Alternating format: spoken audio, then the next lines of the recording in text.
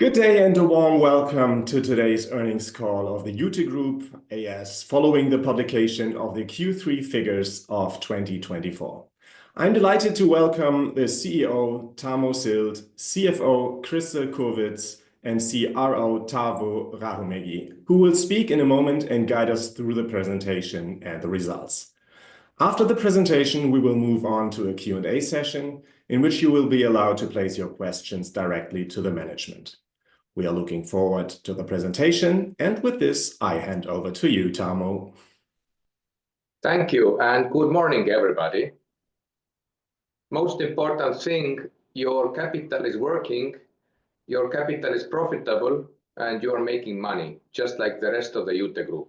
So thank you for that, and that is the key takeaway from this presentation. But if we now dig a little bit deeper, then actually I would like to start with what I think is showing a major breakthrough in our business model, which is the gaining share, increasing share of fully automated loans. We have built a combination of forward-looking predictive models with the assistance of our data science capability, integrated with many sources of data and integrated also with our own database of past customer performance, which enables us to issue loans without a single human touch. This is very good for OPEX, and this is also very good for credit risk management in terms that we avoid the human errors in the process. While, of course, we are learning how to build the models better, the share of automated loans in our business is gaining, and this is showing itself in the overall business results. Now, if we proceed to the investors who don't know exactly what Iute Group is, which I doubt, but in a very simple way, I explain that we are a fintech banking group. It means that we provide three different value streams to our customers, three different services for which they pay to us. Service number one is lending. We provide microfinance, installment loans, buy now, pay later. But since the group also has a bank, we also provide different typical bank loans, starting from mortgage, ending up with leasing products. Second, we provide wallet services. What wallet as a big word means in detail, it includes payment services, account to account, it includes cards, it includes different cash transactions, cash in, cash out, and it also includes FX. And the third value stream that we are engaged in is insurance intermediation, where essentially we monetize our customer interactions and our capability to interact with customers through My Iute app, and we connect the insurance providers to the insurance takers. So three value streams, and we present those value streams in 4 Southeastern European countries. Some used to call them Balkan countries. We can argue whether it's Balkan or it's a bit extended. So those countries are Moldova, Albania, Bulgaria, North Macedonia, with possible addition. So this is what we do, and the key metrics, how we describe our success are the size of balance sheet, which is a result of the number of active customers. So it starts actually with the number of active customers that we have and who find us beneficial for them, followed by the revenue, because customers pay us for whatever we create for them. And then the bottom line, of course, is net profit. So that's the short introduction. And now if we start looking at our 9 months results, then on top of the major takeaway, which is the share of fully automated loans, there are six points to be added.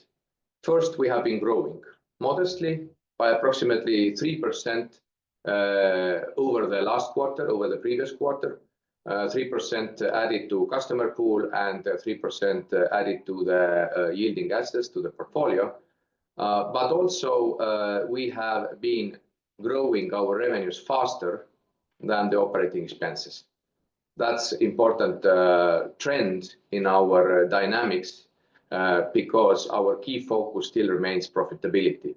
And for the ones who have been following us through the last presentations, you already know that we have put great effort into improving the loan quality and also the operational efficiency, because the profitability of the group is a little bit short of our own expectations.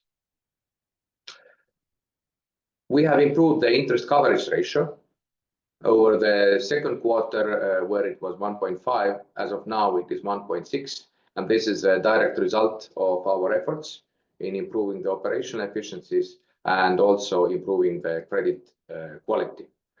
And also, if we look into the future, then the last takeaway is that we are actually looking forward to a continuous trend in decrease of interest rates, starting from Euribor, national or central bank deposit rates or base rates, and ending also with the rates that we charge from the customers ourselves. All right. If we look into the big numbers, following those four key metrics, the number of active customers, balance sheet, portfolio revenues, and the net profit, then if we sum up the 9 months as a group, which is on the left side of the presentation slide, and as separately non-bank subsidiaries of Iute Group and the bank, Enerbank subsidiary of Iute Group, then what we have achieved by end of September is 266,000 active customers, which is a few thousand people less than we had by end of September last year. But this is a result of thorough revision and filtering of the customers we want to work with and who we define as active customers, the ones who actually pay for us for the value that we create for them. And also what is important, the number of active customers has been increasing through third quarter. So we are on the trend upwards. The same applies to the total balance sheet. There is trend upwards, and we have now passed 400 million euro mark. And I think we will reach our annual target, which was set at 420 million euros. The total revenue is also increasing. Third quarter revenue alone reached 30 million euros mark, and 9 months result, because we started slowly in Q1 and a bit faster, but still relatively slower in Q2. The total 9 months revenue is 83.7 million euros, which is also increased. You also see that the revenue is increasing a bit slower than the total balance sheet. That actually reflects the fact that the loans are yielding less. We are charging less interest from our customers, both as bank as non-bank. If you go to the bottom left of the screen and you see that the loans APR charged by non-bank subsidiaries is 38% versus almost 46% during the comparable period, 9 months period of last year. And in Enerbank, the APR charged from customers is 10.4 compared to 13.7 during 9 months 23. So there is a decline. We charge less from our customers, which is on the one hand reflecting the overall competition trend on the market. On the other hand, it also reflects the smaller and smaller decreasing cost of capital, the trend which I mentioned and which we expect to continue also in future. The net profit, 7.5 million euros, is 20% less than comparable time last year. This is a number which we are not happy with. And this is a number, the reason why we keep our focus on profitability rather than the growth. You also see that the number of active MyIute users is 227,000. Question might come, why is the number of active MyIute app users 227, whereas the total number of active customers is 266? The answer is very simply put that Enerbank customers who are only Enerbank customers in Moldova, they don't use yet MyIute app with all its functionalities. But that also points to the direction that we have been aiming and continue aiming in future. We need to have app throughout the group, which provides all the services online to all customers, regardless of which subsidiary they are using.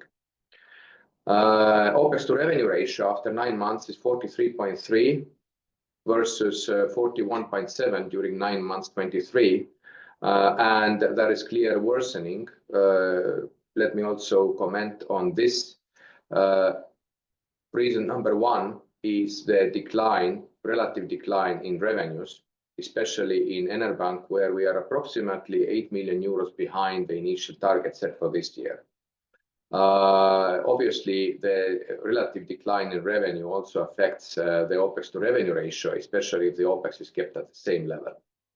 On the other hand, the non-bank business has greatly improved its OPEX to revenue ratio, and the effects just are slightly less than the effects that we are experiencing in Enerbank in terms of the operational efficiency. So the gains we have made with non-bank are not good enough to overrule the non-gains we have still made with the bank.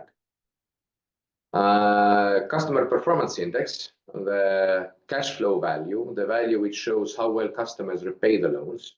We measure it still at non-bank business, where the biggest part of the loan portfolio is.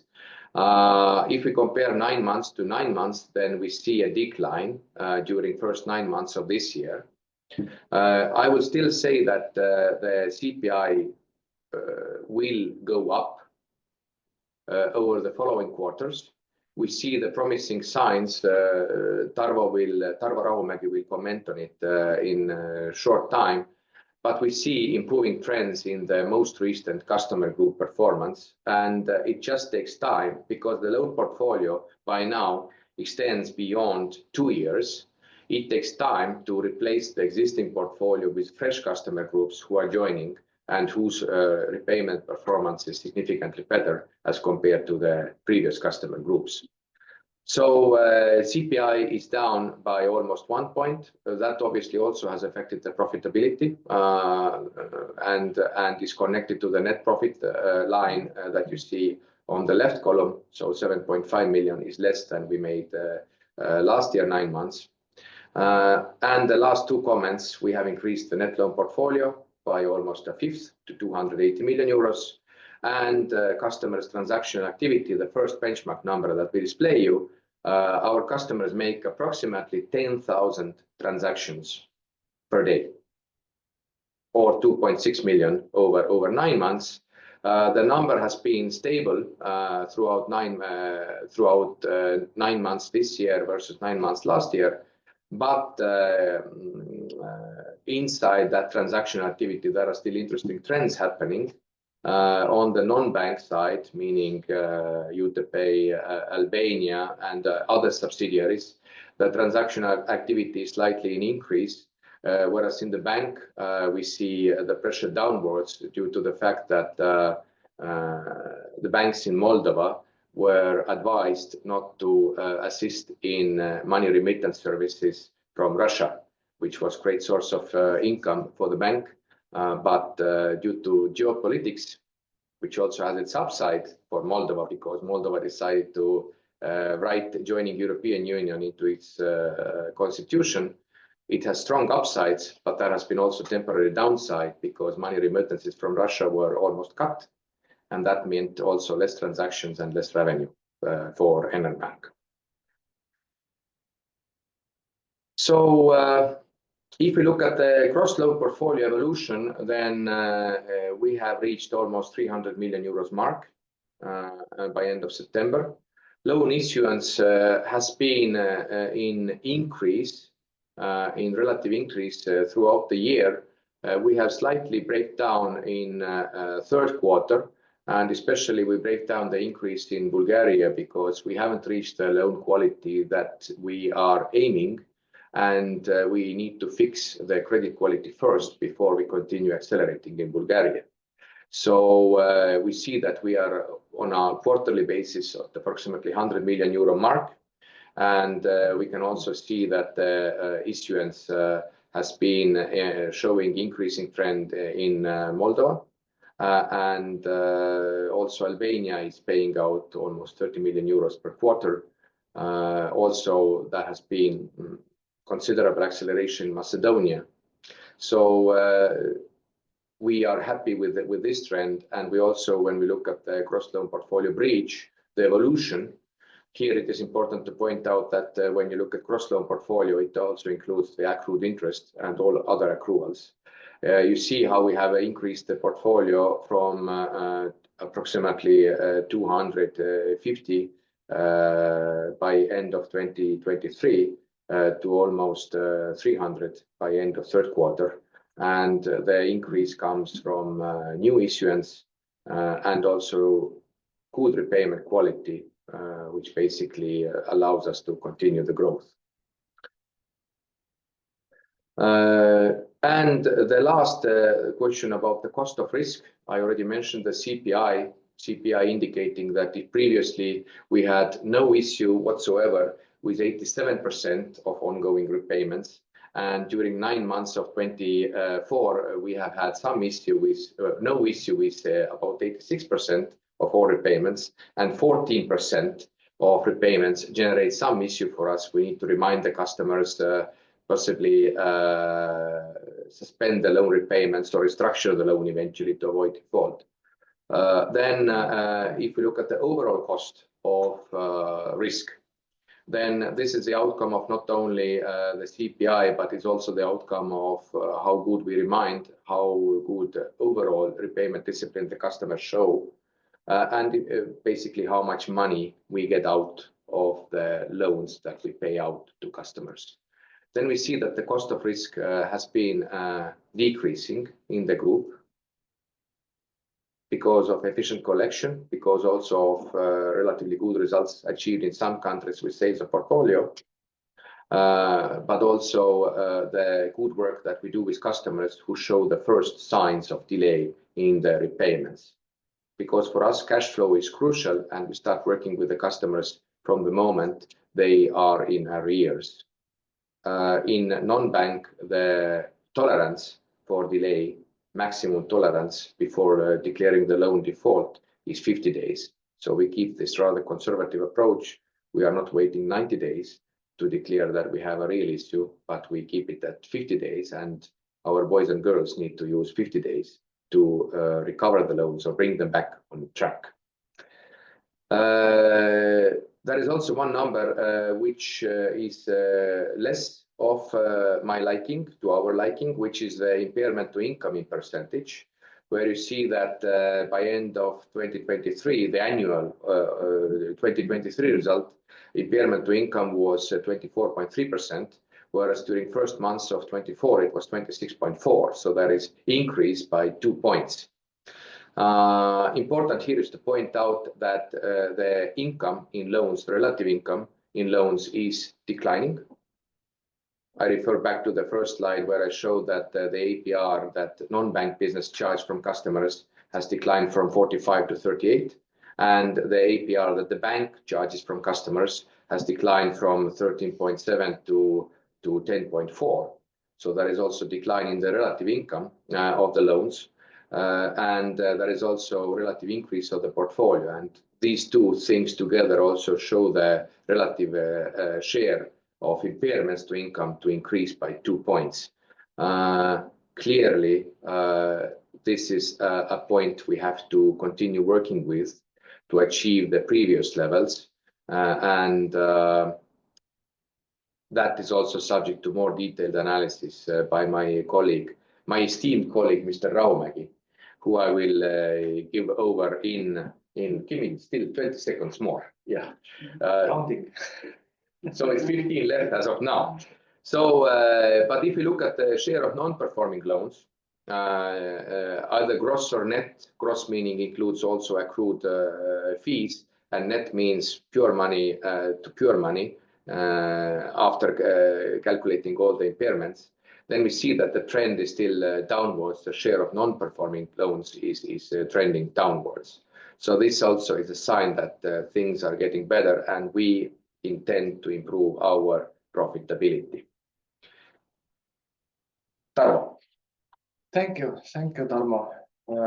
You mentioned already a bit about CPI and kind of. I just wanted to emphasize a couple of points here to bring out what we have been doing to improve the portfolio quality and loan quality. So general CPI, yes, it's a strange, tricky thing that we include there even the defaulted loans, so that if we have expectations throughout, I don't know, 48 months, for example, Then if it defaults on the second month, then still we have the expectations in the future months. So we carry it on in the CPI calculation for the whole maturity. And that's why this general CPI or this total CPI of the portfolio takes a lot of time until the new fresh payouts will take over. And we see encouraging signs that this more recent payouts, they are improving, and across the board, actually, in all countries, we see improvements. If you look at this, I pointed it out here on the slide, this upper middle nice picture here, we can see the proportions in the portfolio of risk segments. We have been able now to compose risk segments based on utilizing the data science to create probability of default models and thereby creating risk segments for the customers. We are more precise in targeting one or the other risk level of the customer. So, and we see the trend from here that the composition of the portfolio has changed into better.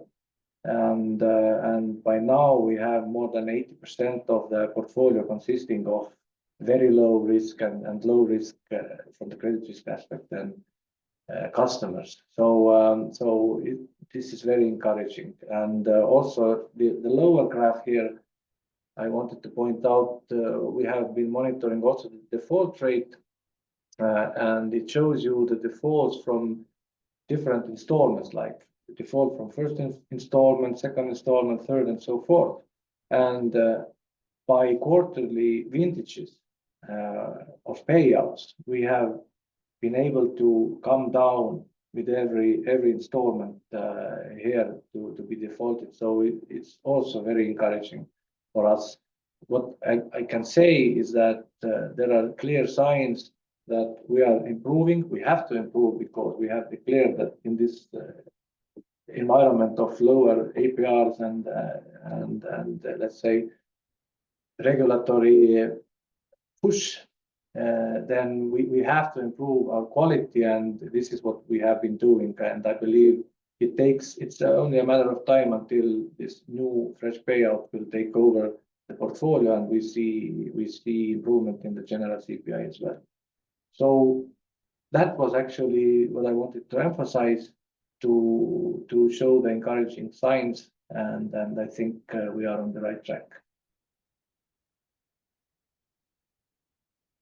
Okay, so I tried to put it in very simple man's terms. When you said about the CPI, that the customers who took 48 months loan and they defaulted on the second or third month, obviously we made bad decision. But if they defaulted on third months, then the expectation, the repayment expectation remains throughout 48 months. So let's say a guy who defaulted a year ago still is in our CPI metrics. And we still expect from this guy who defaulted a year ago, we still expect from him in November 2024 a particular repayment. Yes. Obviously, that repayment is not coming. It might, if we are good in collection. Okay. We cover the money. If we collect the money in the debt collection, then the future installments will be covered. Okay, but if he doesn't repay, then obviously it drags our CPI down. Yes. So I think the saying in English goes something like this: old sins cast long shadows. Exactly. Krista. Yes, thank you. Actually, guys left on my side have already basically covered most of the topics, but yes, let me briefly point out some financial highlights. Total revenue up on a yearly basis by 6%, and to be said that at the Iute non-bank side, total revenue increased by 10%, but unfortunately at Enterbank side, total revenue decreased by 11%. And of course, the main or biggest impact comes from government bonds, as during the 9 months 23, Enterbank received from government bond interest in amount of 3.9 million euros, And now for comparison, during the 9 months 24, only 1.6 million euros. Based on profitability, adjusted EBITDA at the end of September 24, 31.9 million euros, on yearly basis dropped by 5.6%. And based on previous comments, at Enefbank side, adjusted EBITDA dropped by 33%, and at Iute side, adjusted EBITDA increased by 1.6%. All of that basically, or result of that, we ended up with net profit 7.5. As Tarmo also said, that is definitely not good enough. And based on that, net profit margin at the level of 9%. And as you all know, our aim is to keep net profit margin at the level of 12 to 15%. But yes, as Tarmo also said, the main reasons behind that we are behind the net profit number, definitely revenue drop at Enefbank side. Then due to the still not so good quality of loan portfolio, we have recognized bigger amount as allowances during the 9 months 24. And of course, we haven't been able to cut OPEX as much as we expected. So basically, we are working on a daily basis with loan book quality, as Tarmo explained, and recent payout is already basically improving. And at the same time, yes, we started already implement new core to Enefbank side, which means that we are hoping to see more efficient business at Enefbank side to improve OPEX to revenue ratio at Enefbank side as well. As you see, consolidated OPEX to revenue ratio at the level of 43%. And yes, on quarterly basis, there is constant improvement, but still there is, so to say, a lot to do at Enefbank side. Capitalization ratio at the level of 25.7, and interest coverage ratio 1.6. And as also Tarmo already pointed out, during the last quarter, we were able from level of 1.5 now to recognize interest coverage ratio of 1.6. Moving further and regarding revenues, yes, as already basically said, drop at Enefbank side mostly from government bonds. But what I really like to point out that yes, as you see from the middle, then primary revenues or loan revenues at the Iute non-bank side during the third quarter increased by 20%. During the second quarter, 20 million, and now during the third quarter, 24 million euros. And of course, the main revenue stream, loan revenues, followed by wallet revenues, approximately 7 million, by 7%, and then insurance revenues, approximately 3% out of total revenues. Moving further, and net interest income, as you see, basically on a yearly basis, flat, only slight decrease, less than 1%. Basically already explained what are the reasons behind. Loan payout, yes, loan payout during the 9 months, close to 280 million euros. And as you see, net interest income, the biggest impact comes from Albania, then pretty much equal Macedonia, Iute, Moldova, and Enefbank, and then the smallest impact comes from Bulgaria. moving further. OpEx, one of the main topic to be improved. As you see, yes, from the middle, regarding OpEx to revenue ratio at the non-bank side, we already reached to the 38.5%, and during the third quarter, consolidated cost to income ratio at the level of 42%. And yes, we are also glad that there is slight improvement even at the bank side. And maybe yes, it is interesting to you to see how different is OpEx split at the non-bank side and at the bank side, where basically 80% belongs to salaries, and at the non-bank side, only 44% belongs to salaries. So it is, I believe, quite interesting to see how different is OpEx split. And moving further to the asset and liabilities, I believe next. Krista, before you go there, actually, I would like to stop a little bit longer on the OpEx to revenue ratio evolution. Because as everybody remembers by now, 9 months of 24 has been worse than 9 months 23 for the group. We were comparing 43% something versus 41 point something percent. Mm-hmm. But if we now take the drill down, you start looking into the details and into the dynamics, then you see that the dynamics is improving. You see that non-bank is clearly delivering OpEx to revenue, regardless of the decline in APRs, the price of loans that we charge. Non-bank is delivering 38.5% as a cost of operations versus the revenue. And it is improvement over 40.8 that we have been tackling in the past. And I think we have said in the past, we have given a promise that we want to see the overall OpEx to revenue ratio below 40. So with non-bank, it's done and it's progressing. We will expect to see further a decline in the trend if we succeed in putting the automatized loan into proper operation, and also if we succeed in growing the portfolio and in just by taking more exposure, earning more revenues.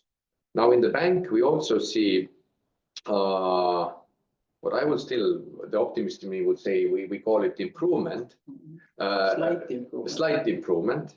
Whereas I also say it out very clearly that the level is not acceptable. But 66% in Q3 is still better than 71% done at the end of Q2. So we are moving in right direction. And as you said, Crystal, it's fabulous to look at those two beautiful pies, Mm-hmm. how we are spending our resources and energy to deliver the results, and where the resources go. So I think those pies explain a lot and also explain a lot what to expect. And now I pass it back to you. Yes, basically really regarding why we are not able to. Yes, adjusted EBITDA, and yes, I believe best is look at the adjusted EBITDA bridge, where you can see that during the last 12 months, we have increased the revenues at the non-bank side by 6.3 million euros. But at the same time, unfortunately, at the bank side, revenue dropped by 1.5 million euros due to the still not satisfied quality of loan portfolio, and allowances, impairment allowances increased by 1.9 million euros. And yes, still during the last 12 months, OpEx also consolidated basis increased by 4.8 million euros. So those are the concrete results why we ended up with adjusted EBITDA at the level of 31.9 million euros. And yes, regarding assets, consolidated assets in a volume of close to 410 million euros. Our annual target was 420, so we are pretty much on expected level. From assets, 85% still belongs to net loan portfolio and cash. Cash amount is with Enel Bank, 68.3 million euros, out of which 18 million belongs to Iute non-bank side and 50 million belongs to Enel Bank. At the end of third quarter, we had interest-bearing liabilities, 324 million euros, and out of which 47 belongs to deposits, 35 belongs to bonds, and 14% belongs to B2B platforms. And yes, once again, what we are really proud of that we managed to increase interest coverage ratio during the third quarter from the level of 1.5 as of end of June to the level of 1.6 million euros. So there are already slight improvement and positive signs regarding profitability, but yes, it is still ongoing process. Long way to go. Yes, so it is. So all from my side as well. We have already spent close to 40 minutes, so I believe ready for questions. Yes, thank you. Thank you, Kristel. Thank you, Tarvo. I think we are now ready for questions. And back to you, Ingmar. Please run the show now.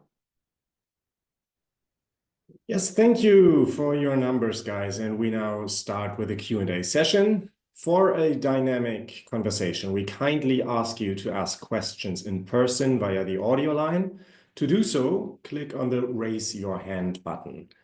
If you have dialed in by phone, please use the key combination *9 followed by *6. And if you do not have the opportunity to speak freely today, you can also place your questions into our chat box. So let me wait for a second if we got any hands up. Yeah, I will start with a question out of the chat box. What needs to change for Enel Bank at this point for you to make up the actual total income versus expectations gap in coming periods? That's a very good question. And there are multiple directions, multiple pivots which have to be pursued. I think I would list only the top three of them. Top three. Number one is continuous digitalization and revision of the work process. Optimization.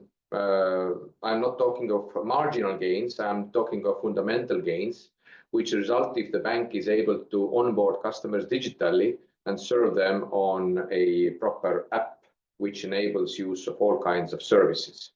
So this is number one. This is a precondition to attract more customers, or even to attract the Iute Credit Moldova customers who are used to such comfort and expect the same or more from any bank. That's number one. Number two, the bank also has to be able to increase the share of yielding assets. I mean, despite of its relatively large balance sheet, it certainly can press for bigger share of yielding assets at higher yields. That, of course, depends also on the mindset of the bank, how to serve the customers, how to search more customers, how to make customers happy.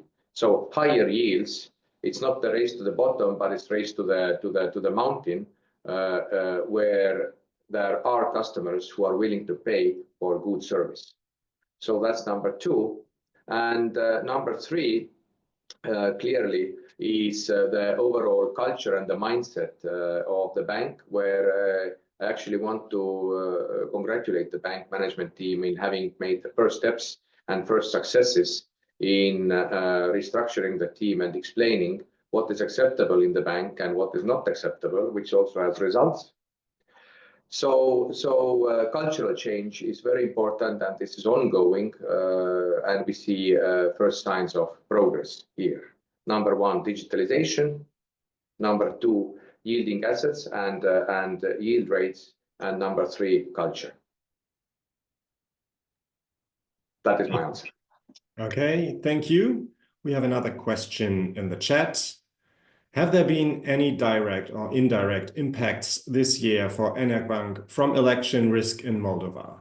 Now that this risk is off the table, do you think there could be some acceleration in loan growth short term, for example? There are actually two questions. So first, any direct impact from the elections to the bank? Yes, there is, because if the remittance stream from Russia was cut off, the fees from the remittances were also cut off. And that impact was, I would say, quite significant, even though not the major reason for the revenue drop at the bank. So that was first question. Now, as to the second question, do we see any acceleration in the bank or in Moldova in general because of the latest election results? For sure, yes, we are optimistic to Moldova GDP growth perspective and to the integration of the economy to the European Union markets, which should also result in accelerated demand for loans and any other banking services which we are so used to in Estonia and in the rest of the European Union markets. Okay, thank you. And I'll wait for some more questions. Please raise your hand in the box to do so, because in the meantime, we have received no further questions. I'll wait a few more seconds, but it seems that everything was pretty clear from you guys. So no more questions, and we therefore come to the end of today's earnings call. Thank you for joining, listening, and all your questions. And a big thank you to Crystal, Tarmo, and Tavo for your presentation and to answer these questions. I wish you a lovely remaining week. And with this, I hand over to you, Tarmo, for some final remarks. Thank you, everybody, for your trust. Things are getting better. We understand very clearly where we are. We understand the road ahead, the challenges ahead. We are working on them, and we are showing marginal gains, which result in larger visible gains in our results. Thank you very much. Thank you.